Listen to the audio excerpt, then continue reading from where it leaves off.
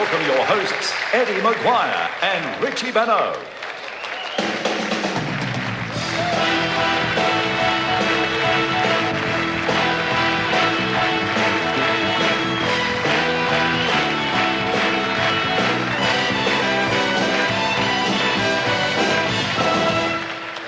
Good evening, everybody. Welcome tonight to the Crown Palladium Ballroom for what is undoubtedly the most prestigious individual award in Australian cricket, the Allan Border Medal. But first, please put your hands together for the magnificent cast and crew tonight from Oh What a Night, particularly our friends Marsha Hines, Gary Sweet and David Badella, currently at the State Theatre in Melbourne, and on the 23rd of February at the Capitol Theatre in Sydney.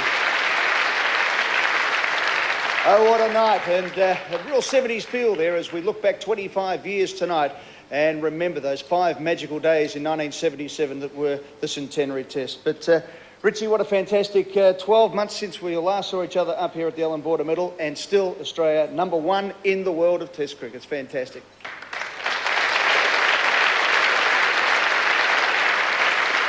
I'm looking forward very much to tonight. It's the culmination of a great year. And it doesn't matter whether you've been watching it at the grounds or sitting back in your living room at home. It's been absolutely terrific. And Richie, just before we get back into the nostalgia there, 25 years ago, it was a sensational match, the old centenary test.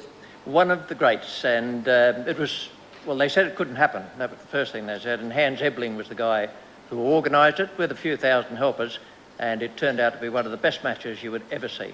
Well, tonight, the Hall of Fame will see 2 new players inducted. We'll have the Allan Border Medal, of course, the one-day player of the year, the test player of the year, the state player of the year, and the Sir Donald Bradman Young player of the year. But ladies and gentlemen, now it's time to welcome the men who make it all possible, make it all worthwhile. That is the Australian cricket team led by Steve Waugh and Vice-Captain Adam Gilchrist. The Australian cricket team.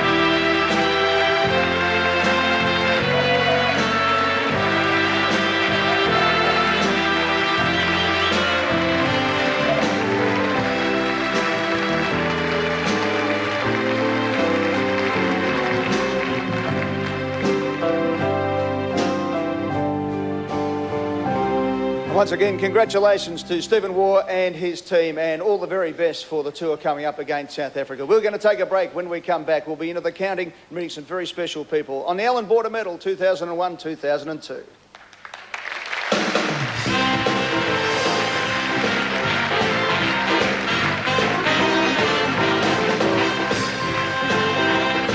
Times to make sure it was real. Yeah, look, it's my most special possession. It's almost like a security blanket, you know. I feel sort of lost without it, and I panic if I can't find it first up. So it's the first thing in my bag these days. There's a lot of frayed edges, and that's probably from the alcohol we've drunk after the games and the special times we've had together as players. And to me, that's part of the baggy green cap as well, sharing memories after the game and experiences with each other. There's no price you could put on a cap like this. It means too much to me to sell it. It's probably giving me a few signs at the moment that the kangaroo is sort of half faded away and the emu's neck's gone. So maybe when the 2 native animals disappear, then it may be time for me to go as well. But I just love the look at it, the feel of it, and even the smell. I mean, it's not a great smell, but when I put it on, I know it's mine.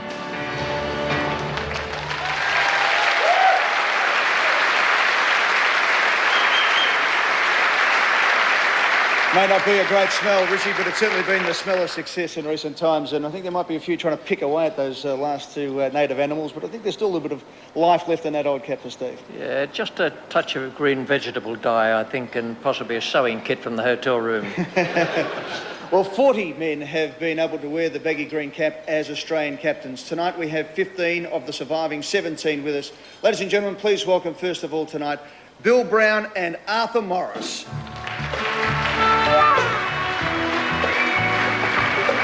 Bill Brown captained Australia in the first Test match after the Second World War, and that was against New Zealand in Christchurch, and Arthur Morris skippered Australia for 2 matches, and that was in 1951-2 and 1954-5. Neil Harvey, who took over from me at Lord's, won the match there and was instrumental in us retaining the Ashes in 1961. Bob Simpson, who skippered Australia 39 times in 2 stanzas, and Brian Booth twice for him, and Bill Laurie, 26 games for Bill Laurie. And Ian Chappell, who rejuvenated Australian cricket and put us back on the winning path, and Greg Chappell, his brother. When Ian stepped down, Greg Chappell was there in 1975-6 against the West Indies, and West Indies went down. Graham Yallop and Kim Hughes and Allan Border. Kim Hughes, 1981 at Headingley. Allan Border, after whom this medal is named. And Mark Taylor, the latest of those captains who are able to be with us in this way. Steve Waugh and Adam Gilchrist have already come through. And Ian Craig and Barry Jarman can't be with us tonight. And up the top of the list there, I just sneaked in for a few at number 3. Yes, I think there was one other captain that we should put our hands together for, and that was a great Australian captain in my host tonight, or co-host, Richie Benaud.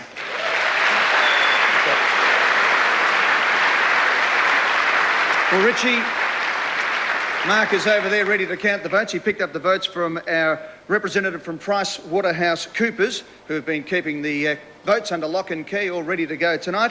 To work out and to find out just how these votes are put together, let's go to Brett Lee. At the end of each Test and one-day matches, all players cast their 3-2-1 votes.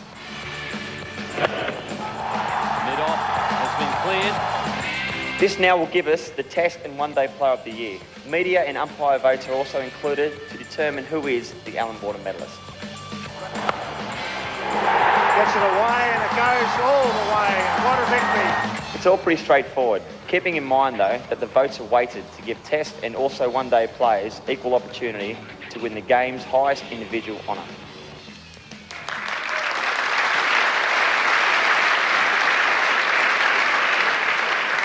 And we do need to remind you that when those votes come up, when Glenn Mcguire receives points, there will be an asterisk against his name. That is because under Australian Cricket Board rules, he's not permitted to win the medal or to win the one-day player of the season, but he can win the Test matches. That is because of a suspension, and that is the way the laws are standing. So a unique double there for Glenn Mcguire, the winner of the inaugural Allan Border medal and the winner of the inaugural person who's not allowed to win the Allan Border medal tonight. So well done, Glenn. Congratulations. Another first. All right. It all started in the subcontinent 12 months ago. Let's look back on the one-dayers against India. Still hurting from the Test series loss, Australia had a point to prove in the one-dayers against India, but they had their work cut out in Game 1. Our bowlers battling as the home side racked up a massive 315 runs. In pursuit, it was Matthew Hayden who shouldered the load. That's fondly struck. With Michael Bevan scoring 49 in support, Hayden belted 99 off 90 balls, but fell 1 run short of his century. Australia 60 short of its target. In Game 2, Damien Fleming did some early damage. This could be out. Straight down square leg stroke. He and Glenn Mcguire grabbed 2 wickets each, with the tourists needing 249 to win. Mark Waugh and Hayden wanted to make short work of the job, the Queenslander notching another 50. That's pulled away. Waugh with his first ton of the tour. He looked for 200 in one-day internationals for Mark Waugh. His unbeaten 133 helping Australia to an 8-wicket win. The going was again tough for the bowlers in Game 3. Fleming took 2 top-order wickets but couldn't stop India scoring almost 300. Promoted to opener, Adam Gilchrist made a quick-fire 63. That will be one of the shots of the day. But his side was soon 2-1 down in the series, losing the match by 118 runs. Needing to square the ledger in Game 4, Hayden cut loose. That one beats him, and it'll go for 4. He and Ricky Ponting both getting tons as they slammed on 219 in just 36 overs. Steve Waugh flayed 35 off 24. The total to defend, 338. In his best effort of the tour, Nathan Bracken bagged both openers. Bracken is the man who's bowled superbly here. But it was the twin spin of Shane Warne and Mark Waugh that did most of the damage. They took 3 wickets each as Australia won by 93 runs. In the decider, Bracken had Tendulkar's measure for the second time in a row. In the air, and Australia's got the first breakthrough. Chasing 265, Gilchrist and Hayden then took 70 off the first 10 overs. Oh, what a good shot that is. Such a breakneck pace couldn't be sustained. The task falling to Michael Bevan to guide the side home. Oh, that's a magnificent shot. It's going way into the stands. That's a real big 6. His unbeaten 87, clinching a 4-wicket win, and with it, the series. Well, an excellent series comeback there from the Australians. And after the five matches, that's how the leaderboard stands. Matthew Hayden with 2 man-of-the-match performances there, 99 at Bangalore and 111 at Vizag. He's on 7. Michael Bevan there on 5, who made an 87 not out in that final match, a great win by the Australians. Also Damien Fleming on 5, Adam Gilchrist on 4, Mark Waugh 3, and down the bottom there, Ian Harvey on 1. So a very good start for Matthew Hayden, Richie. Yeah, and Matthew Hayden and Michael Bevan gone well so far. They certainly have. And the 2 winners of this award previously, of course, Shane Warne and Glenn Mcguire. Let's now go to England against the old foe. Australia's campaign in the Triangular Series kicked off in Cardiff against Pakistan, where Shane Warne's good form from the tests continued. There you go. What was Inzi doing? He took 3 for 52. Fellow Victorian Ian Harvey also grabbing a couple of important scalps before the batsman set about chasing 258 for victory. In a man-of-the-match performance, Ricky Ponting slammed 70 off 68 balls, with Michael Bevan and Steve Waugh both making half-centuries as Australia cruised to a 7-wicket win. Facing England in Bristol in Game 2, our bowlers struggled to make inroads. When Ponting came to the crease in the tourists' innings, his side was 1 for 12, still more than 250 short. It was an equation he wasted little time changing. Oh, short. 9 4s and 2 6s contributing to his 102. It's a much better shot. Australia home by 5 wickets. It was then off to Manchester to face England again, but this time they batted first and were soon struggling at 3 for 27 before 50s from Steve Waugh and Damien Martin restored to respectability. Defending 212, paceman Jason Gillespie bagged 3 for 30. England all out for 86, suffering their most humiliating one-day defeat for some time. Rain washed out Game 4 against Pakistan. When the two sides did eventually face off at Trent Bridge, it didn't go all Australia's way, as their opponents racked up 290. In reply, Gilchrist used 44 balls to strike 70. His captain making another half-century, but the team fell short by 36 runs. Returning to the Oval for another bout with England, Brett Lee's 3 wickets paved the way for the home side to finish all out for 176. Gilchrist again in the attacking mode on his way to 80. Ponting with an unbeaten 70, finishing off an 8-wicket win. That's plenty. That's the shortest boundary on the ground. At Lords, in a replay of the 1999 World Cup final, Australia met Pakistan to decide the series winner. As was the case 2 years before, Steve Waugh's side switched on for the occasion. Taken very easily. Warne took 3 wickets as Pakistan was routed for 152. Wanting to get the job over and done with quickly, Gilchrist gave it everything. He's hit that one beautifully. He made an unbeaten 76, Australia overhauling the target in the 27th over. Another great win, another great one-day win for the Australians. The big movers there at the top of the leaderboard. Adam Gilchrist has moved to 13, 248 runs in that series, averaging 46. And Ricky Ponting there, he's moved up to second spot with 10 votes, 298 runs for Ricky Ponting in that series, averaging 99 with a strike rate of 99. So a great series for him. And Matthew Hayden at 3rd place, doing nicely on 7. And a very quick turnaround there with Gilchrist jumping through. Richie, coming up after the break, we'll be speaking to the man who was the man of the match back in 1977, Derek Randall, all the way from England, joining us as our international guest. And also the reputation as Australians out on the field and out at play as he-men, Richie, particularly at the top of the Australian order, is under question. That's a beautiful stroke. Nice way to bring up your 100. Timing. I would like to say, though, that on the record that we aren't gay. I'm very happily married with 3 children. Maddie's also happily married with one on the way, so there might be some tendencies coming out, but it's only that we're enjoying each other's success out on the paddock.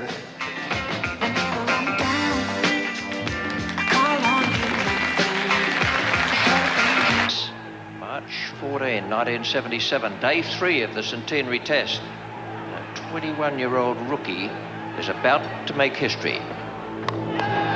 Well, mate, 25 years later, and here we are. For me, it's almost hard to believe that on this very ground, I made you famous on that. In 5 deliveries? 5 half volleys from the England captain. Hooksy arrived. Never forget it. Freckles, intermingled with pimples. Oh, arrives at the crease. I shaved that morning. Bum fluff. I remember saying something to the effect that, tell me, Hooksy, have your testicles dropped yet? And, you know, he looked around at me, and as quick as a flash, he said, at least I'm playing for the country I was born in. I can't actually remember the word testicles being used, but you obviously cleaned it up over 25 years.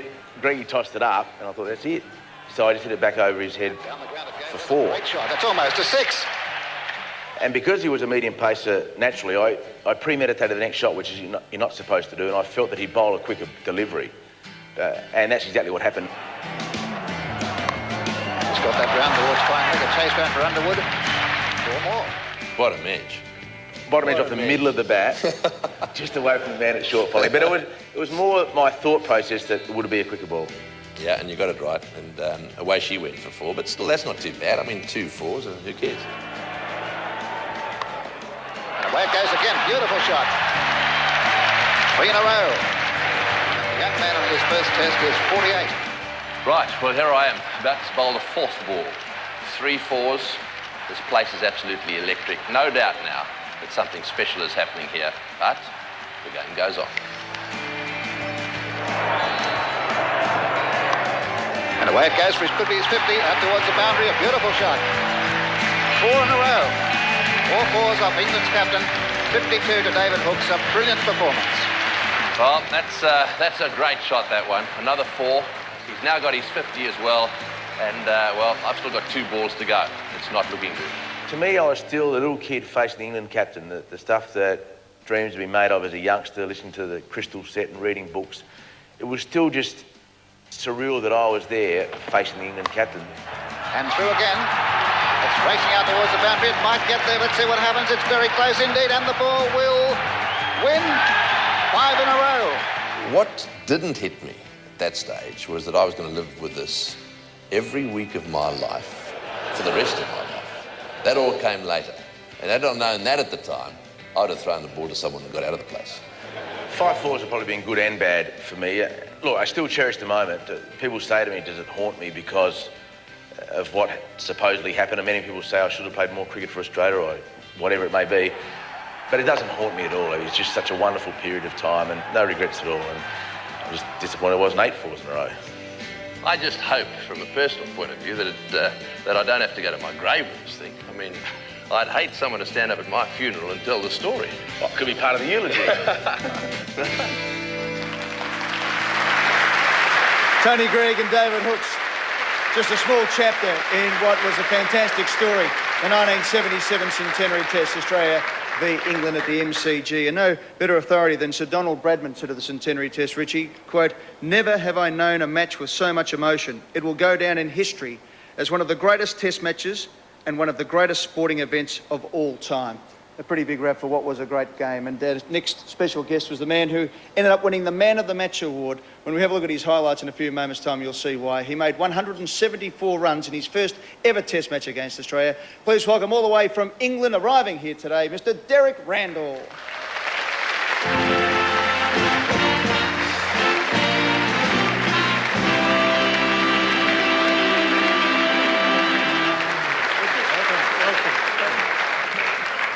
Well, we're going to show you some of, we've just seen Greggy being belted all over by Hooksy, but we're going to show some of your stuff in a moment. Haven't seen you around for quite a while, but your memories of that particular match, the Centenary Test? wonderful memories. And I think coming back into Victoria today, you know, brought a lot of those memories back. I do remember sitting between, they had an inaugural dinner, a little bit like tonight, and I sat between two great Nottinghamshire cricketers, Harold Larwood and Bill Vose, and that evening I'll never forget it. Well, there you are on the screen, doffing your cap to Lily. A fine shot. That's getting out towards the boundary. Pushing one away past point. And I had the feeling that as this innings of yours went on, you weren't really getting on all that well with Dennis. This does happen with fast bowlers sometimes. Well, particularly when the wicket gets a bit flatter, you know, they tend to lose it a little bit. But it did pan out into a beautiful batting wicket, but Dennis kept going, big-hearted cricketer he was, and never gave up, really. Can I ask you, Derek, just about this ball? Oh, no problem, Ed, no problem. I mean, like a lot of the cricketers here tonight, you know, they've lost a bit of hair, but I had a bit of hair in those days.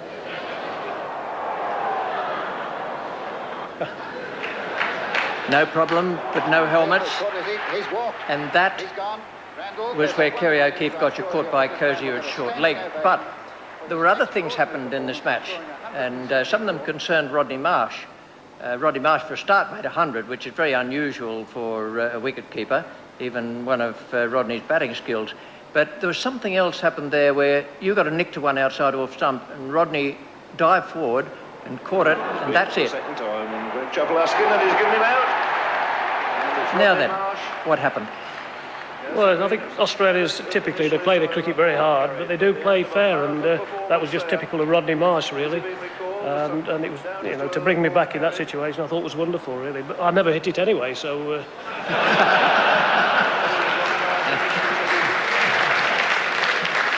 Geez, who would have thought, Richie, that Rod Marsh was auditioning for the job as the junior cricket coach over there in England 25 years ago, calling back... And Rodney's with us tonight. How are you, Rodney? It was a sensational match for you. As Richie said, you were the first Australian wicketkeeper to make 100 runs, but also beat Wally Grout's dismissal record of 188 in that particular match. What a match for Rodney Marsh, everybody.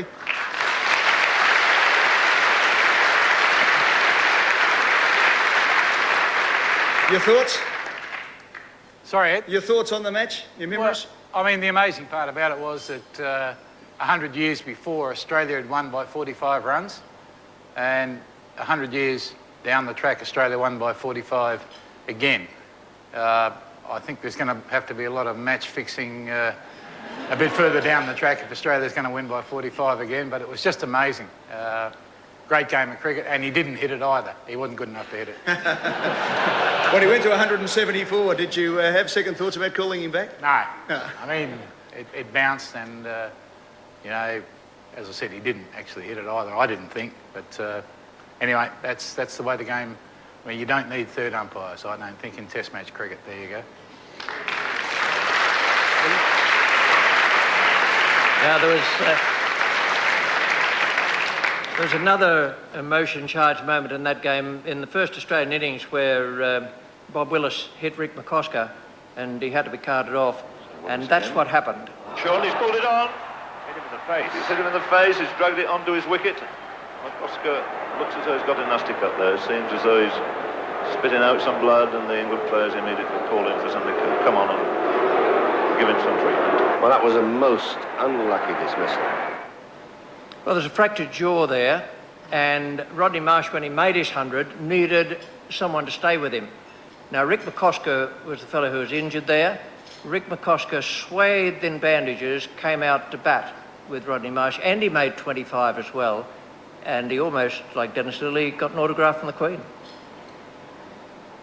Young lad who's done so well in his debut match. Dennis Lillee, Rick McCosker.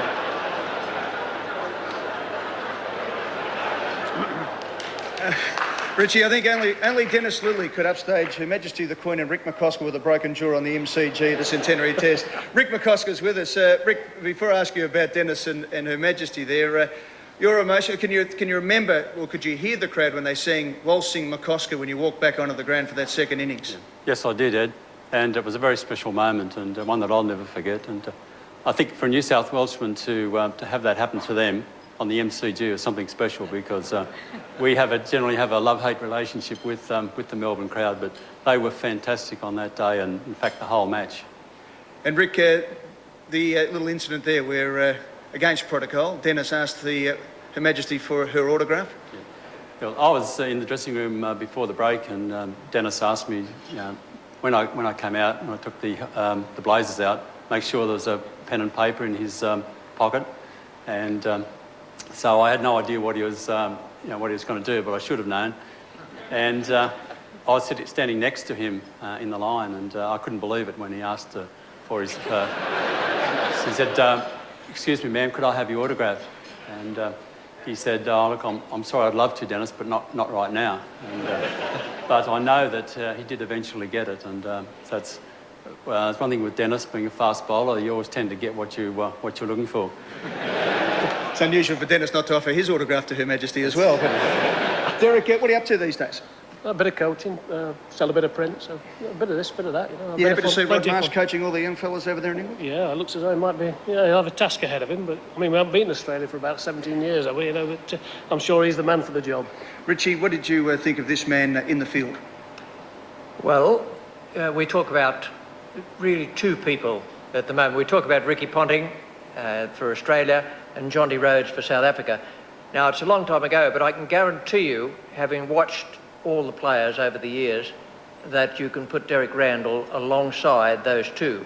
It may be difficult to believe because we know how good Ponting and Jonty Rhodes are. This fella was mercurial, absolutely brilliant. Any final thoughts? No, it's just wonderful.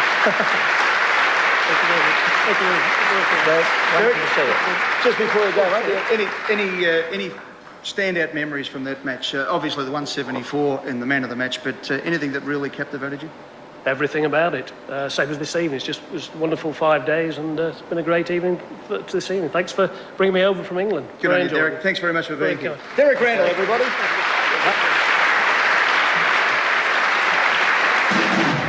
Like he's fielding, he's in and out. We'll take a break, we'll come back with the one-day award right after this on Allan Border Medal on Nine's Widewater Sports.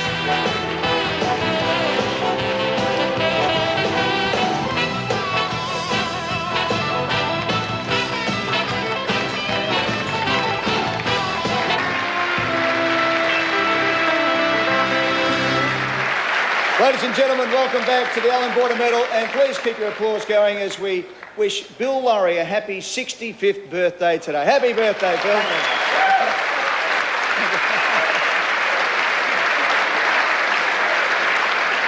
It's all happening, and he's a Victorian. Bill, happy birthday, mate. 65. No thoughts of retirement yet?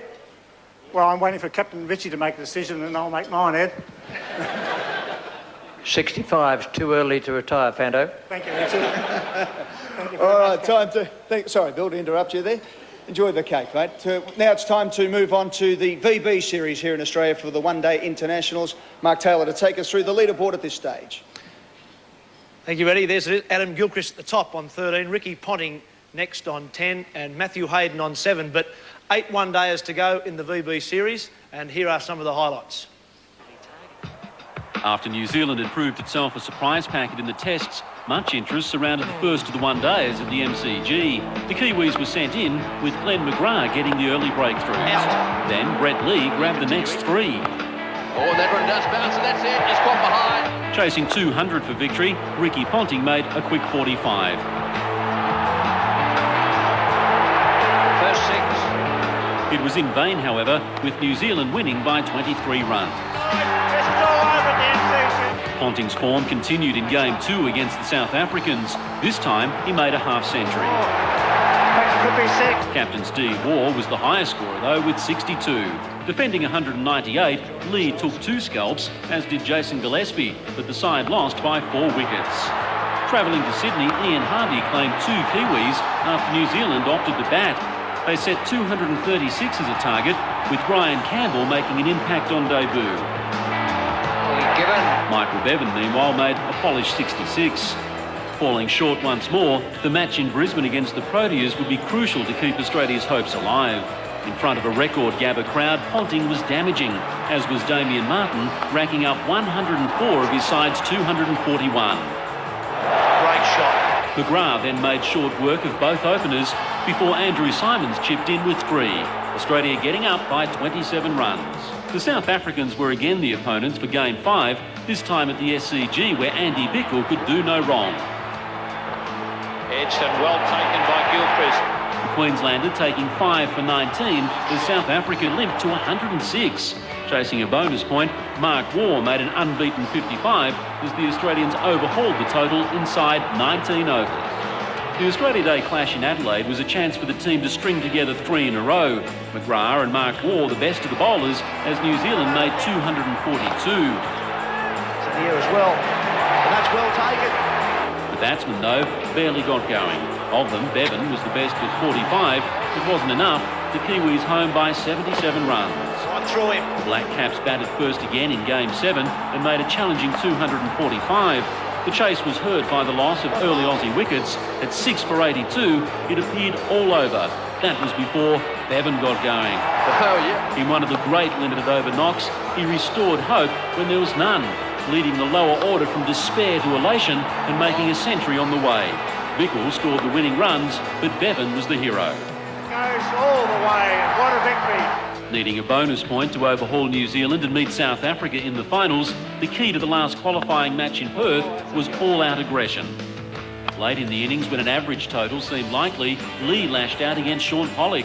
He took 27 off 1 over with 3 sixes and 2 fours. The final total, an imposing 283. The main equation, though, was keeping the Proteas to less than 226.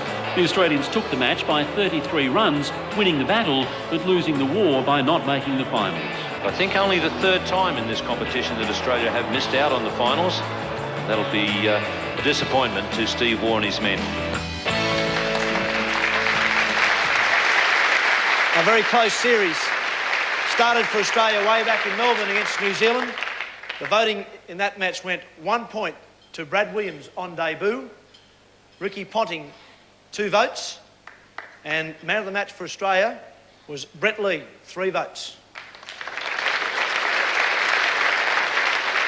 Second match was also in Melbourne against South Africa. In that match, Stephen Waugh received 1 vote for his 62.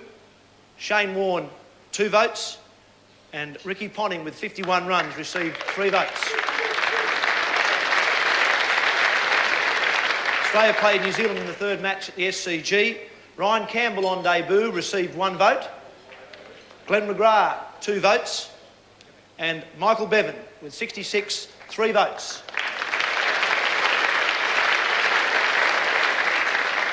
Australia's first win came at the Gabba, match number 4. Glenn McGrath received 1 vote in that match. Ricky Ponting with his 80, 2 votes, but undoubtedly man of the match with 104 not out and a partnership of 171 with Ponting was Damien Martin, 3 votes.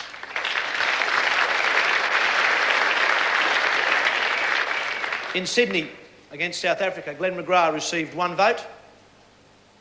Mark Waugh, 2 votes in that match, but 5 for 19, his best figures in one-day matches. Andy Bickle received 3 votes.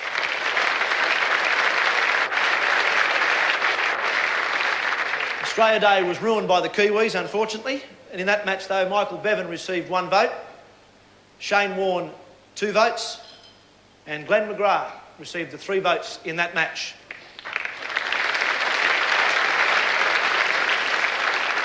Back here in Melbourne for match number 7, a great win for Australia. Andrew Bickle, 1 vote for a good all-round match. Brett Lee for a good supporting role to Michael Bevan, 2 votes. But who will forget Michael Bevan's 102 not out off 95 balls to rescue Australia. 3 votes.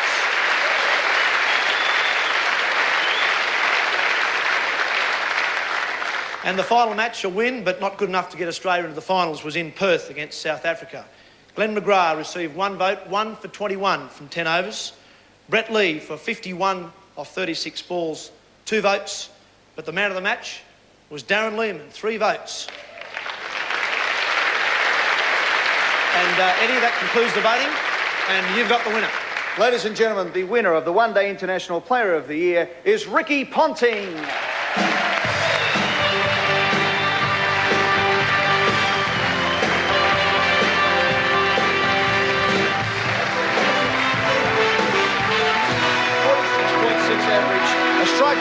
and a higher score of 102. Ricky Ponting is the one-day international player of the year.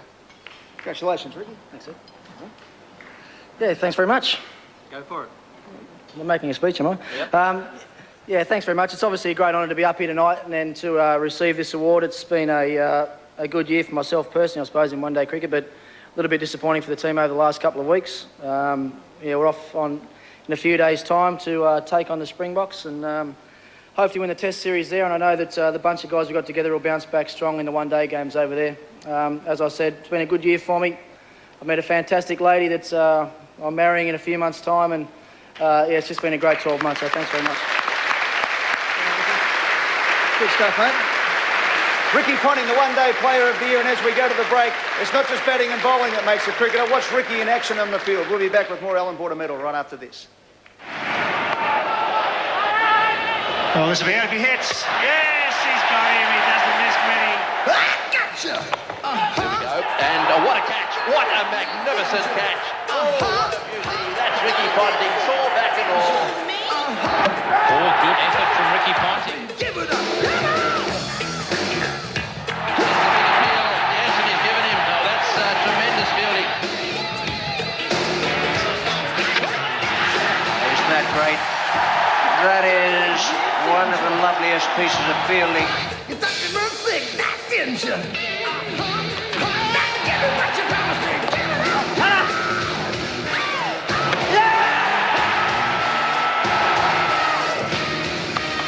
Crack. Got him. What a catch. The catch of the season. Ricky Ponting. Drive.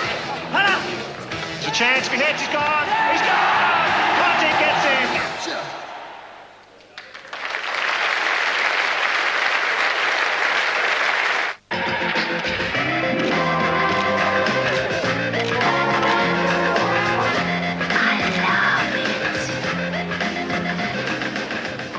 What more do we really want in our life? It's so exciting. We really are doing what we love doing. As blasé or it might sound arrogant, it's almost like playing backyard cricket, and that's extraordinary feeling to be playing it with that level of enjoyment and that being that relaxed in the middle of a test match. I mean, to me, it's an awesome experience.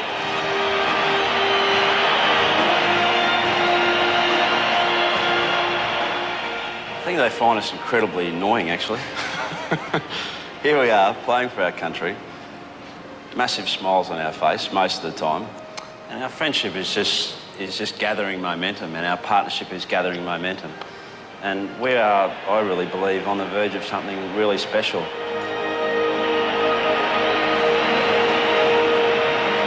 Oh, he's blasted that one through the gap. That's 4.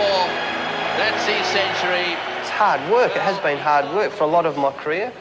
But I'm going now, knowing what's happened, knowing that I'm going to bat again, open the batting with Haydos in the first test in South Africa.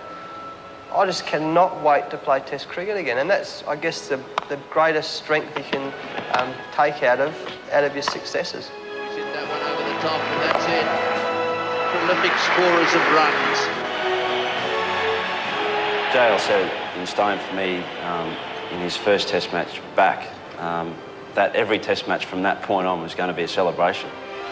Superb batting by Hayden and Benaud. Australia done. Well, one of the biggest problems about being male, you're not meant to show emotion, you're not meant to cry, you're not really meant to laugh that much, you're not meant to hug your mates, you're not meant to tell people you love them, because that's just how we're brought up. But I reckon it's the best thing. I would like to say, though, that on the record that we aren't gay. As seen in the last Test match when JL brushed me after he got 100. 12 Test hundreds. Just a minute. No worries, mate. Gone for the big run and past high five, and you're just giving me nothing again. Well, first I had my wife and 3 kids watching me make a Test match 100, so I had to give them a bit of love. You know, you get enough love, they need a bit of loving every now and then as well.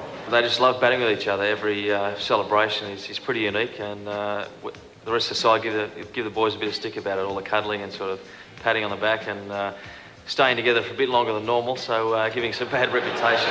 But you know, they're great to watch, and it's a credit to both those guys, the way they carry themselves and what they've achieved. I honestly reckon the captain would love to be a part of it. He's jealous, yeah. I think he'd love to get a bit more love amongst, he'd like to get a few more hugs, and I think he's got a soft side as well. But again, for the record, I'm very happily married with 3 children. Maddie's also happily married with one on the way, so there might be some tendencies coming out, but it's only that we're enjoying each other's success out on the paddock.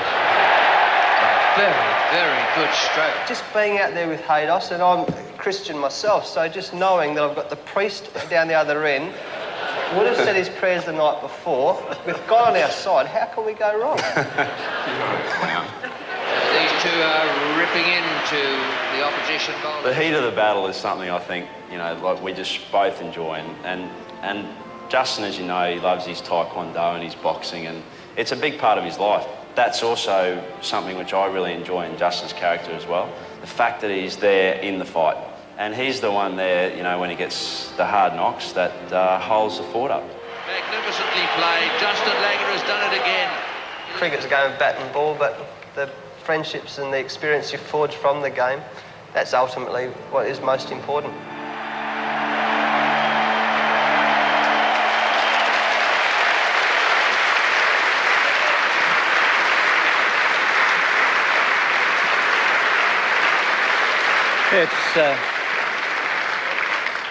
It's a funny old game. Next to your bat, your protector's your most valuable piece of equipment. Not that there's anything wrong with it, of course. Go for it. Right, moving on. Congratulations to the boys too. To Hayden and Langer, what a great combination they are too. Ladies and gentlemen, the boys, Australia's opening combination. Good luck over there in South Africa. Justin Langer, Matthew Hayden. All right, let's move on now to the State Award. The last 2 years it has been won by the South Australian captain, Darren Lehman. The nominations, Richie Benaud.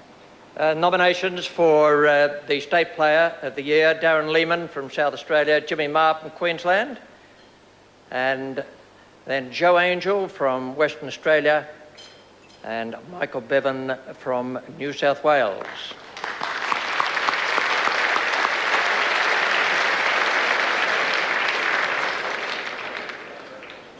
State Player of the Year, Darren Lehman.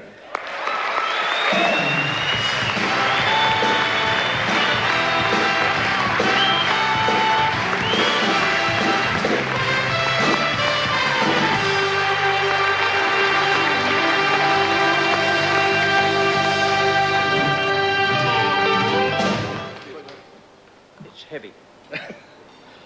Thanks, Rich. 3 in a row. Well, thanks, Rich. Thanks to everyone again for all the players for casting the votes my way. Thanks to a lot of people, I suppose. Can't thank anyone more than Andrea, my wife, and the birth of our twins last month. So thanks for that, darling.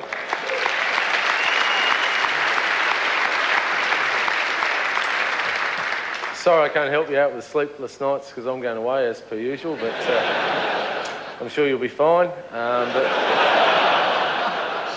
Thanks to everyone again. Thanks to the selectors for giving me another chance at an Australian opportunity. But thanks for everyone coming tonight. Enjoy the night. I'm sure we all will. And good luck to all the medal and vote winners tonight. Thank you.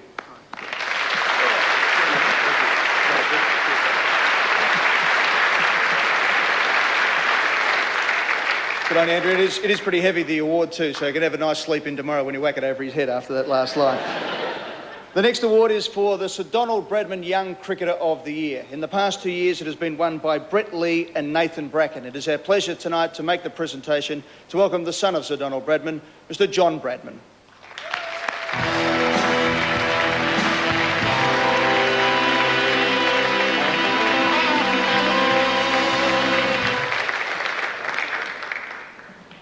The nominations for the Bradman Award, Shane Watson from Tasmania, Marcus North from Western Australia, Paul Rofe from South Australia, and Sean Klingleffer from Tasmania.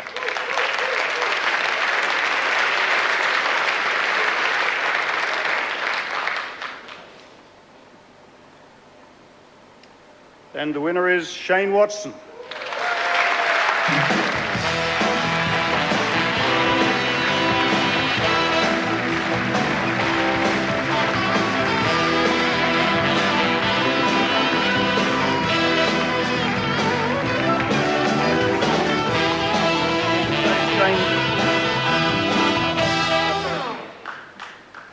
Shane, well done. Congratulations. My dad would be delighted. Can I just say that I'm delighted to be here, essentially representing our family and my dad to present this award. If there was one thing that my father really supported to the end of his days was people who are struggling to make their voices heard. Women's cricket, under-19s cricket, young cricketers. He was a very enthusiastic supporter, and he would be absolutely delighted to see Shane Watson here.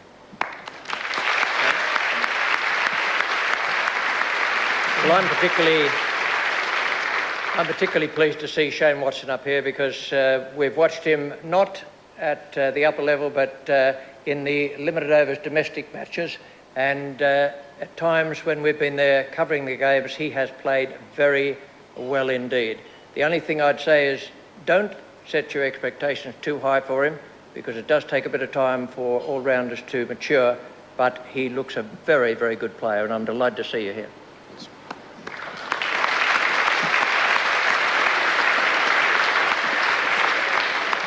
Thanks very much. It is a big honour to receive this award. There's been two guys who have already won this award that I really admire, who have made the next step. I'd like to thank Tasmanian Cricket, Greg Shippard and David Johnson for giving me the opportunity to play first-class cricket a lot earlier than I thought, which I really appreciate. Secondly, I'd like to thank my mum and dad, my girlfriend Alyssa, and my family and friends for their great ongoing support. Finally, I'd like to wish everyone good luck in the awards and have a great night. Thanks.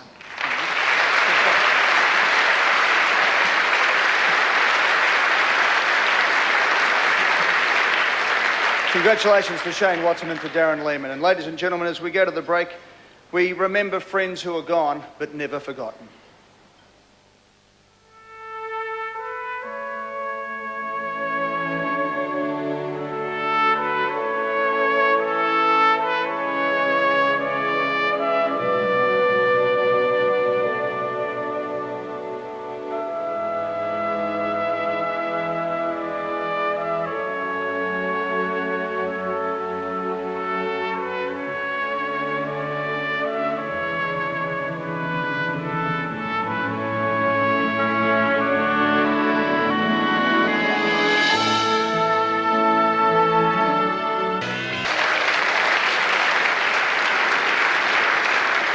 The Australian Cricket Hall of Fame is where the legends of the game resides, and tonight we'll induct two more members into their honoured ranks. To do so, we call on last year's inductee, Mr. Arthur Morris.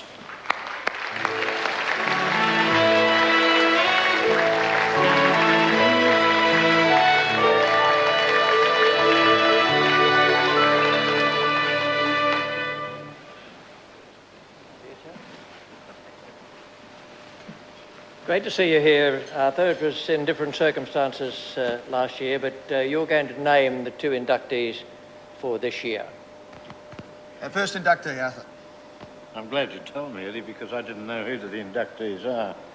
So, yeah. You're going to tell me now?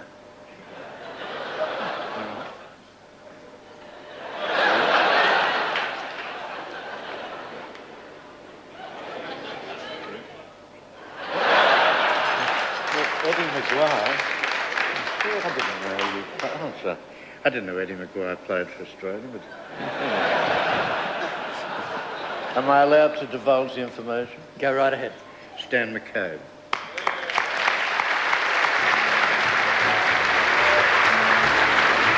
To accept the award tonight, Stan McCabe's daughter, Chris Hancock, here with her brother, Jeff McCabe. Stanley Joseph McCabe was born at Grenfell in New South Wales. He played in 39 tests, made almost 3,000 runs at an average very close to 50. Was one of the great players. Of him, it was said by Bradman at Trent Bridge.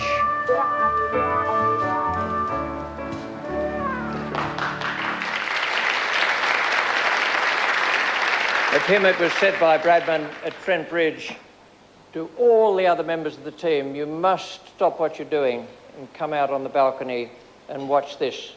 because you will never see anything like it again. And that was Stan McCabe's double 100 at Trent Bridge. And it's very, very nice to see you here because I knew your father. He was very good to young cricketers, and it is a great pleasure to have you up here.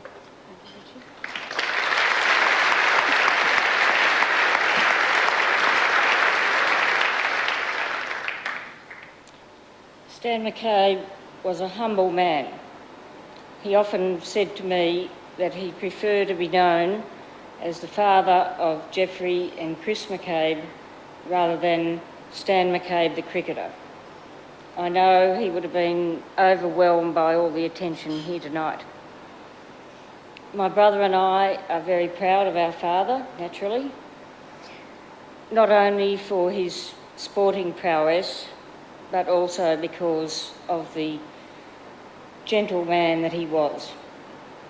We wish to sincerely thank the ACA, the ACB, Channel 9, and especially the panel, selection panel for bestowing this great honour upon him. Thank you.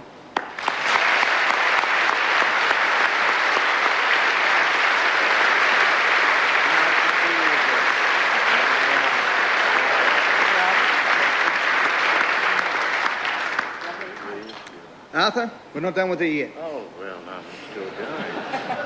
Gee, thanks, Eddie. Jeez, it's not bad asking for the phone number up on the stage here, Arthur.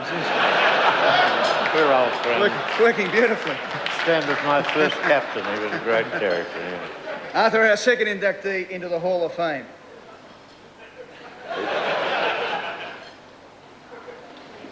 Who?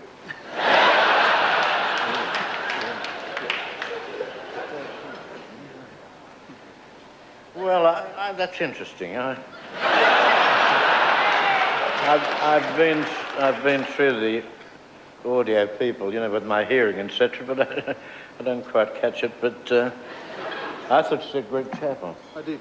And I think that's a great result. Our second inductee tonight, Greg Chappell. 87 test matches for Greg, over 7,000 runs, an average in excess of 50, and a magnificent cricketer, captain Australia from 1975-6 onwards. Congratulations. It is very heavy. Well, what a great honour to be asked to join some of my heroes and some of my great mates. It really is a great honour, and I couldn't have asked for a better man to make the announcement than Arthur himself. What a comedian he is, eh? Well done. Well, I've got a lot of people to thank. My parents, obviously, made a lot of sacrifices for the three of us. My wife and 3 kids who missed out on a lot while we were away playing cricket. My 2 brothers and all the guys that I played cricket with and against. I've had a great life. I've managed to avoid a real job for 53 years. And I hope, thanks to the Sacca, I might be able to keep doing it for a few more years yet. Thank you very much.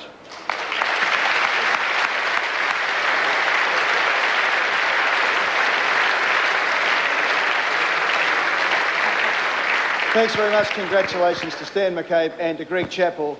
And Arthur Morris will be appearing on Friday nights here at the Palladium Showroom for the next 3 weeks. Ladies and gentlemen, we'll take a break. Stick with us because when we come back, Human Nature will be performing for us as we count down the Allan Border Medal.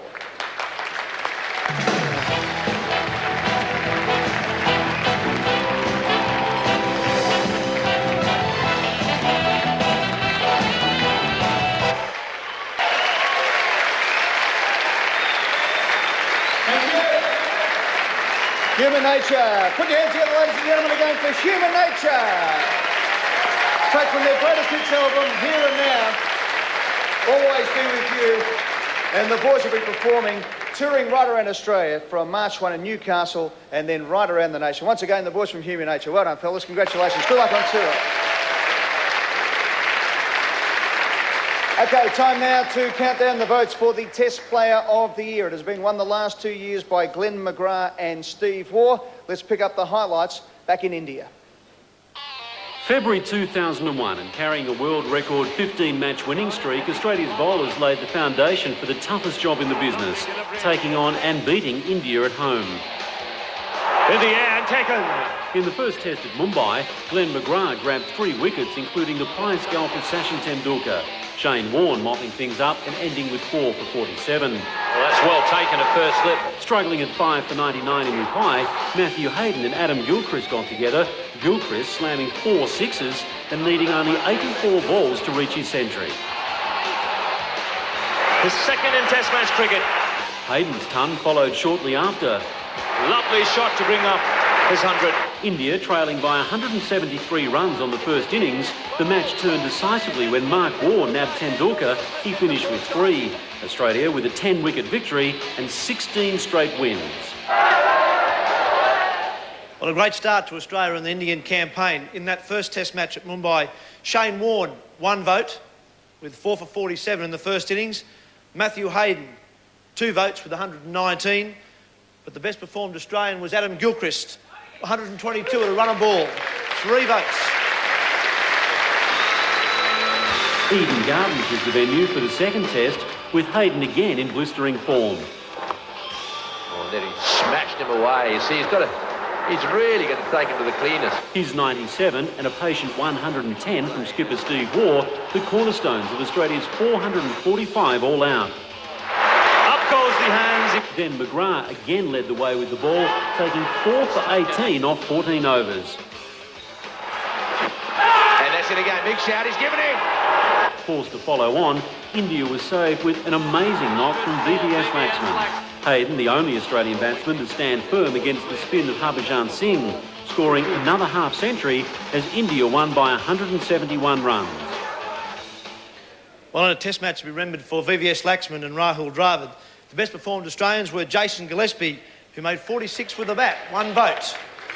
He shared in a partnership of 133 with Stephen Waugh, who received 2 votes for his 110. But the best performed Australian, with 97 and 67, Matthew Hayden, 3 votes.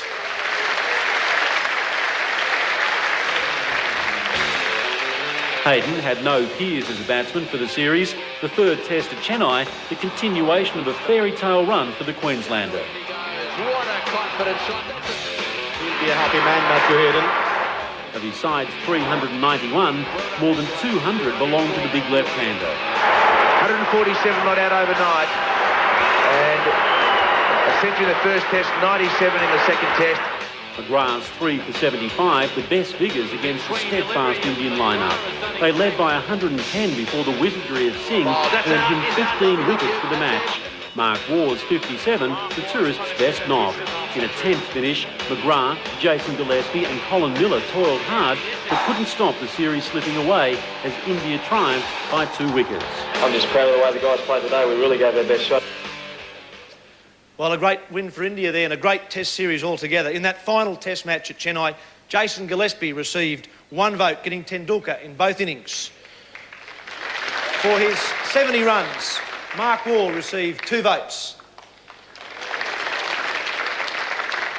But once again, Matthew Hayden, 3 votes with 203 in the match. And not surprising, Matthew Hayden will lead up the leaders board. There he is, Matthew Hayden, 8 votes out of a possible 9 with 2 Man of the Match awards, 549 runs for Matthew Hayden in that series at an average of 109.8, a superb series. So, as you'd expect, he leads it after the first round, Richie. Well, it's been a terrific year for him. That was just the start of it, and that was one of the best test series I ever watched. Well, of course, it's always a great test series when Australia takes on England in an Ashes series. Let's relive those tests over there in England. Bradman coin, it went up from... Travelling to Edgbaston for the first test against the old enemy, England had few answers against the pace of Glenn Mcguire and Jason Gillespie. The pair tore through the top order before Shane Warne wrapped it up in a hurry, the leg spinner finishing with 5 for the innings. Put the cheese in the trap, in walks the mouse, and off goes his head. England's total of 294 was soon reeled in, thanks largely to centuries scored by Steve Waugh and Damien Martin. First Test match 100 for Martin. It's taken a long time coming. Both of those knocks were overshadowed, though, by an aggressive Adam Gilchrist. he's got it. The Australian vice-captain reached his ton off just 118 balls. He faced just 25 more to pass 150. That's a massive hit. Leading by 282, Jason Gillespie crushed the middle order with a withering spell that snared 3 wickets in 3 overs. Bowled him out, superb delivery. Vaughan wrapping up a resounding victory, Australia winning by an innings and 118 runs. A convincing win, and you have to say, a well-deserved win. Another great start for Australia in the Ashes campaign. Steve Waugh received 1 vote in that first Test match with 105. Also with 105 and his first Test match 100, Damien Martin, 2 votes. But man of the match in that Test match with 152, Adam Gilchrist, 3 votes.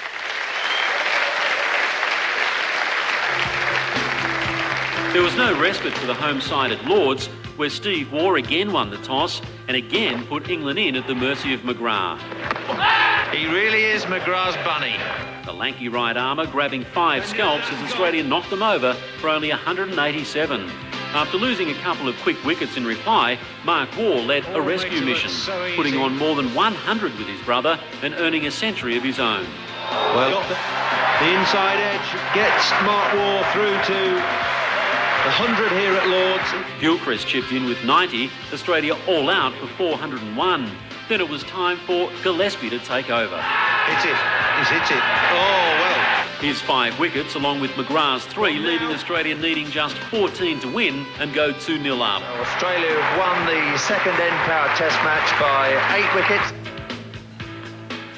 Another win for Australia at Lord's, as you'd expect. In that match, Jason Gillespie, 1 vote. Mark Waugh with his 108 to make up for that 99 he made in 1993. He received 2 votes, but with 8 wickets in the match, Glenn Mcguire, 3 wickets. All 3 votes, shall I say. When Michael Atherton chose to bat first at Trent Bridge, it was the Mcguire-Gillespie tag team again. Mcguire took 5 for 49. Edged, gone. 5 wickets again for Glenn Mcguire. Gillespie 2 for 59 as England scraped together 185. Far from being an easy total to get, Gilchrist with 54 was the best of the Australians as they finished the first innings only 5 runs ahead. Then Shane Warne stepped in.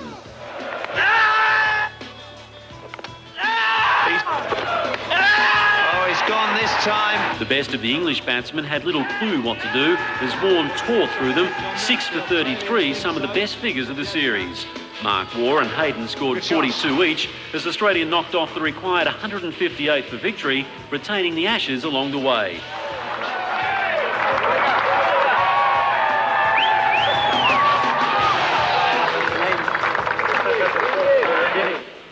Australia completed 7 Ashes victories in a row there at Trent Bridge. In that match, Adam Gilchrist with his 54, 6 catches and a stumping, 1 vote. Jason Gillespie, another fine match for him, 2 votes, but man of the match with 2 for 37 and 6 for 33, and 3 votes, Shane Warne. Standing in as captain for the injured Steve Waugh, Gilchrist elected to bat first at Headingley, his decision vindicated by the form of Martin and Ricky Ponting. Oh, that smashed away on the leg side. Ponting piled on 112 in 1 session on the first day, finishing with 144, while Martin made his 2nd ton of the series. Australia 447 after the first dig. If England had been troubled by Mcguire before this point, they were now bamboozled. He was by far the pick of the bowlers, 7 for 76, nothing short of sensational. And takes the catch. Mullally is happy to walk off. Ponting followed up with 72 in the second innings as Australia declared 314 in front, England overhauling the total late on the last day. Well, a rare Ashes victory for the Poms. Glenn Mcguire, 1 vote in that match with 7 for 76. Damien Martin with 118, 2 votes. But Australia's best performer with 144 and 72 in the match was Ricky Ponting, 3 votes. Making a comeback for the 5th Test at the Oval, question marks surrounded the fitness of Steve Waugh. Before he could be tested, though, Justin Langer made a ton. And he loves it, and why wouldn't you? He's had to sit out the series.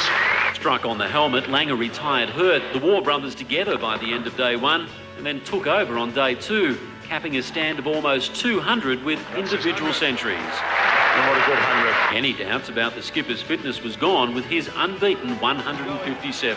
He's got it. Flat out, raises his bat with a big smile. Defending 641, Vaughan was again the destroyer. He sent down 44 overs, grabbing 7 scalps, and along the way joined the 400 club with the dismissal of Alex Stewart. That is it. Umpire Willie has raised his finger. Short of the follow-on, England was sent straight back in, and once again, Mcguire had plenty of impact. Gone. Nothing. He took another bag of 5, Vaughan snared 4. Australia winning by more than an innings to finish the series emphatic 4-1 victors. Well, Glenn Mcguire with a 5-wicket haul in that match received 1 vote. Stephen Waugh with 157 not out, 2 votes. But Shane Warne with 11 wickets in the match, 3 votes.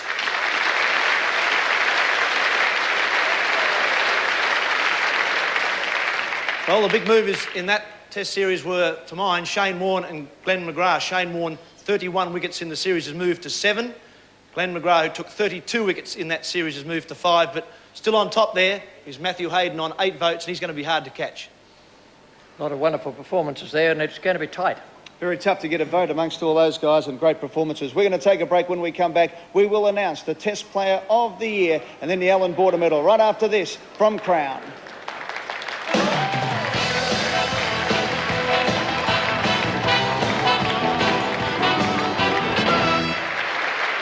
Welcome back. We're into the home stretch now in the count for the Test Player of the Year. Let's have a look at Australia versus New Zealand. Returning to home soil for the first test against New Zealand in Brisbane, a partnership with its roots in England started to blossom. 2 left-handers at the top of the order, Justin Langer and Matthew Hayden, both made centuries in an opening stand of 224. Hayden goes over the top and it's way over. Well taken. Adam Gilchrist also back in business with another ton. Gilchrist has made his 4th Test match century. Brett Lee blasted his way to 61 before Jason Gillespie tore through the top order. Big shout there and out first ball. He took 3, Lee finished with 5. That's the catch of the season. Marred by rain, the match ended in a draw. Well, rain had the final say at the Gabba in the first Test match of this summer, but in that match, Adam Gilchrist received 1 vote for his 118.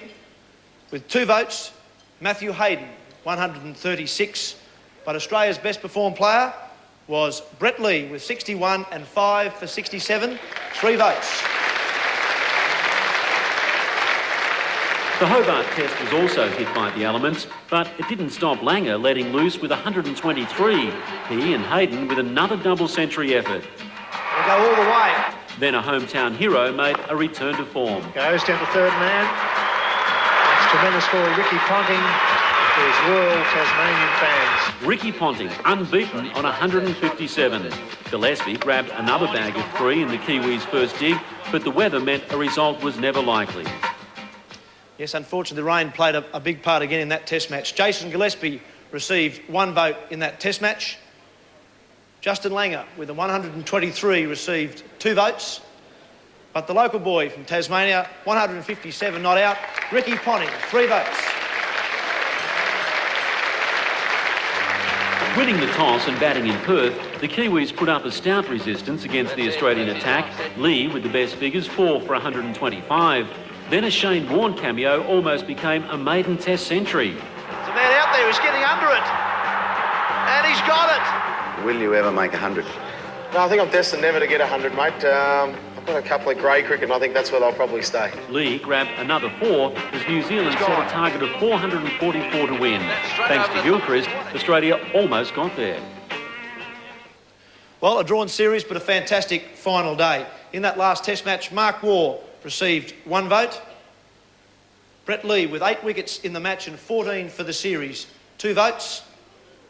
But Shane Warne was man of the match with that very unlucky, I suppose, 99, 3 votes.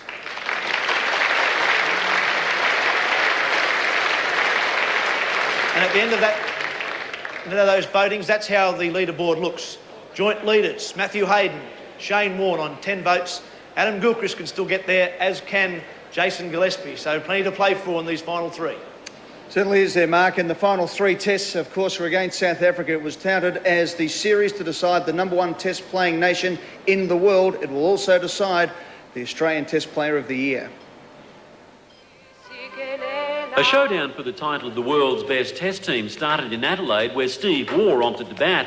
Justin Langer was unstoppable with 116. He's gone for it, and that's a boy. What a way to go. He smashed it. Damien Martin, meanwhile, notched up his first ton on home soil. Cover point, did not move. That's just about the best shot you'll ever see. Oh, there's a reply, bit of whip. That was a very, very good 100. Defending a total of 439, Shane Warne had the Proteas in all sorts, taking 5 for the innings. Bowled him. Well, he didn't have to worry about getting the LB. Then Matthew Hayden slammed 4 sixes on his way to another century. That's way over the top. That's his 5th test century, Matthew Hayden. It's his 4th this year. Australia winning by 246 runs as Glenn Mcguire and Warne mopped up with 3 wickets apiece. Merry Christmas! A great start for the Australians in the World Test Championship. Damien Martin with 124 not out, 1 vote. Matthew Hayden, 2 votes. But Shane Warne with 5 for 113 and 3 for 57, 3 votes. Always the pinnacle of the cricket calendar, Boxing Day in Melbourne was bleak weather-wise, with the tourists again battling at the hands of Mcguire. He's got him again. Make that 6. While a late inclusion, Andy Bickle, grabbed his chance with 3 wickets. Oh, what a catch! When it came Australia's turn to bat, that double act stepped up again, with Hayden leading the way. 100 for Matthew Hayden. He scored 138, the union with Langer worth more than 200. Then Warne, Mcguire and Brett Lee took turns tormenting the tourists, Australia recording a 9-wicket win. Wonderful effort. That is a very strong cricket team. Well, the Aussies wrapping up the series there in that second test match. Steve Waugh received 1 vote for his 90 run out. Justin Langer, 2 votes. Man of the match, 138 and 1,391 runs for 2001. Matthew Hayden, 3 votes. I think the wicket will turn, so hopefully Stewie and I can really get into the South Africans and take a big bag. It'd be nice. The series clinched. Langer and Hayden didn't let up. In Sydney, Waugh sent them in to do a job. Twin tons were the result. Oh, cop that. There we go. There it is. Down the wicket he goes, that's it. Straight down the ground, over the top. 1 bounce for 4. Matthew Hayden has done it again. They built an unprecedented 4th partnership of more than 200, all coming in the one summer.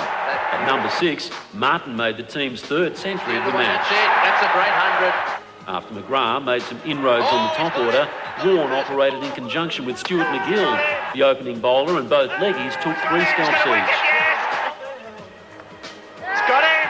He's got 2. With the follow-on in force, though, the stage belonged solely to the spinners in the second innings. McGill with 4, Warne 3, as Australia rolled on to a 10-wicket win, fittingly secured by joint men of the match, Langer and Hayden.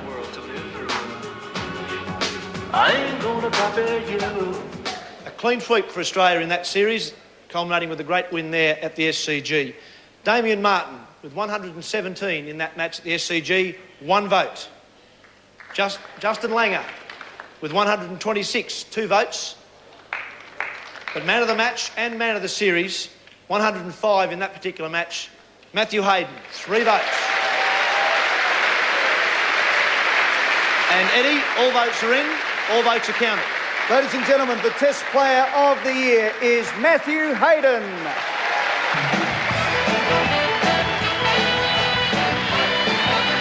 For Matthew Hayden, in the past 12 months, 14 Test matches, 1,509 runs at 71.8 and a higher score of 203. The Test Player of the Year from Queensland, Matthew Hayden.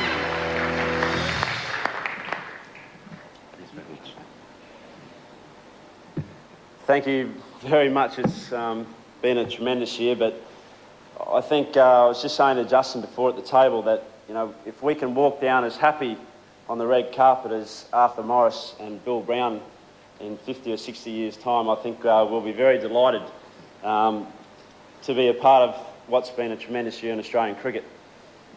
Cricket's a hard game, and I think when you're really doing it tough, you've got to have good people in your corner, and my friends and family, my beautiful wife.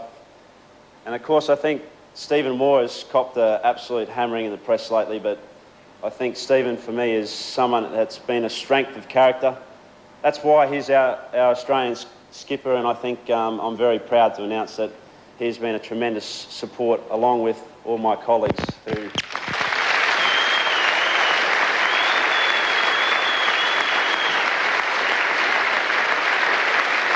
who have equally been behind me all the way. It's great to play for Australia. I think you can see by the faces of the gentlemen surrounding the room that we are honoured to play. And to be here tonight, I think the very special memories of a night like this is getting to shake hands with the old fellas of Australian cricket. And to you guys, you know, I think the young players don our baggy greens, so thanks very much. Well done, Matthew. Matthew Hayden, the Test Player of the Year. As we recap the leaderboard for the Test players, and Steve Waugh on 6 votes, Ricky Ponting 6, Damien Martin 6, Justin Langer 6, Jason Gillespie 6, Adam Gilchrist on 8, Shane Warne, fantastic series and a great year. Well done, Shane, on 13, and Matthew Hayden on 18 votes. We're going to take a break. When we come back, we will announce the Allan Border medalists for 2001-2002.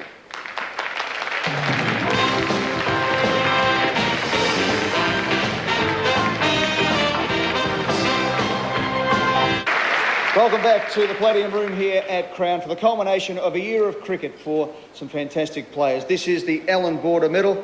Richie, I'll get you to hang on to that as we welcome the man whose name it is named after, of course, Allan Border, the man who has represented Australia as captain more times than any other and made more test runs than any player in the history of the game. Please welcome Mr. Allan Border.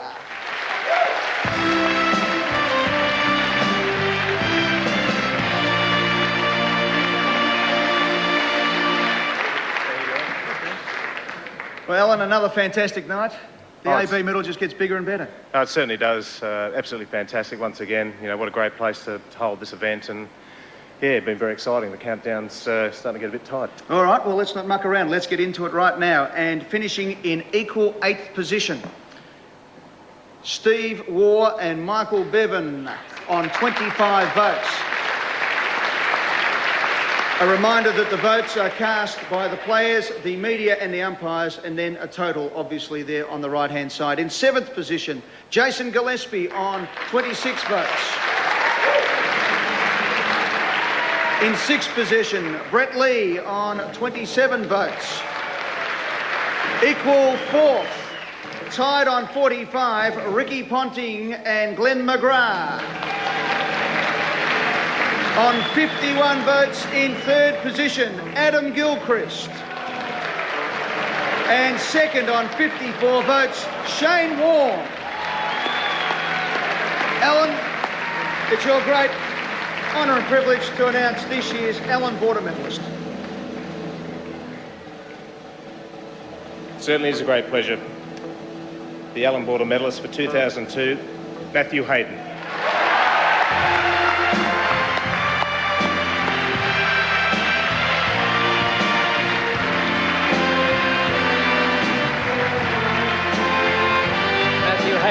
In Test matches, played 14 times, 1,509 runs at 71 average. 1 days, 10 matches, 331 runs.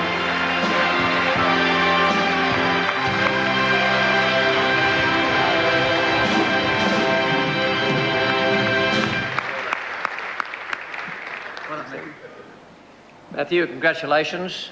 Tremendous performance, and it was tight. A lot of people said it wasn't going to be all that tight, but this went, if not quite down to the wire, it was very, very close. It's the culmination for us of a great year to see this happen to you. Yeah, well, I think it should be tight. I guess we've played some great cricket over the last little bit. 5 weeks ago, we just smashed South Africa, so I think, we considered that sort of, I guess, the peak of our test summer.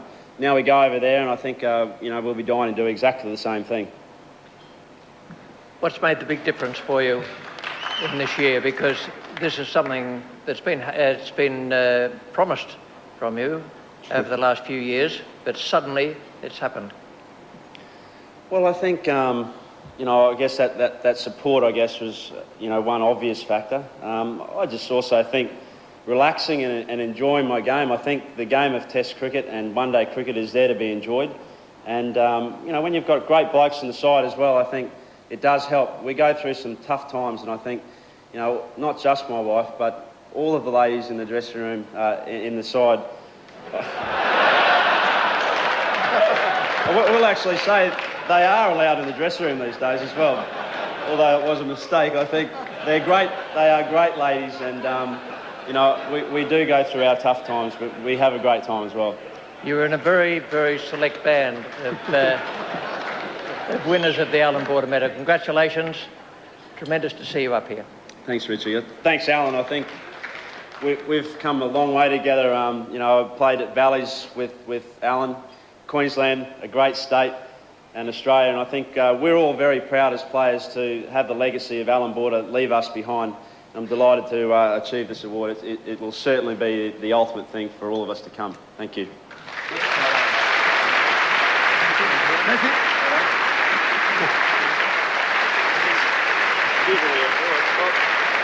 Ladies and gentlemen, can you please charge your glasses and be upstanding and toast the Allan Border medalist for 2002, Matthew Hayden.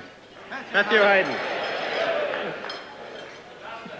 3 cheers for Matthew Hayden. Hip hip. Hooray! Hip hip. Hooray! Hip hip. Hooray! And good luck to the Australians in South Africa. Hip hip. Hip hip. Hip hip. Congratulations, Matthew. Well done, Allan. And ladies and gentlemen, that wraps up the Allan Border Medal. Before we go, though, let's have a look at the board once again to recap the fantastic finish this year. Equal 8th, Bevan and War, that Steve wore on 25, Gillespie on 26, Brett Lee on 27, Ponting on 45 with Mcguire, Gilchrist on 51, Warne on 54, a great season by Shane Warne, and the winner, Matthew Hayden, on 61. Well, ladies and gentlemen, that does end the Allan Border Medal for season 2002. We hope you've enjoyed the cricket right throughout the summer on Nine's Wide Water Sport. To take us out tonight, let's bring back the team from Oh What a Night and play that funky music. Good night, everybody.